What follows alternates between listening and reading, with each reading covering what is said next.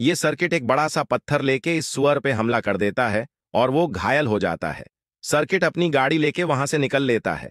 फिर बिल्ली उसकी इसी हालत देख के एम्बुलेंस को कॉल करती है और एम्बुलेंस आके डॉक्टर उसे हॉस्पिटल ले जाते हैं और उसका अच्छे से ट्रीटमेंट करते हैं। जब वो सही हो जाता है तो बिल्ली और दोनों हमेशा साथ में ही रहते हैं। फिर एक बार कुछ बच्चे आके बिल्ली को बांध लेते हैं तो बिल्ली मायूस हो जाती है। फिर सुअर आके अपने दांत से रस्सी तोड़ के अपनी दोस्त बिल्ली को छुड़ा के ले जाता है।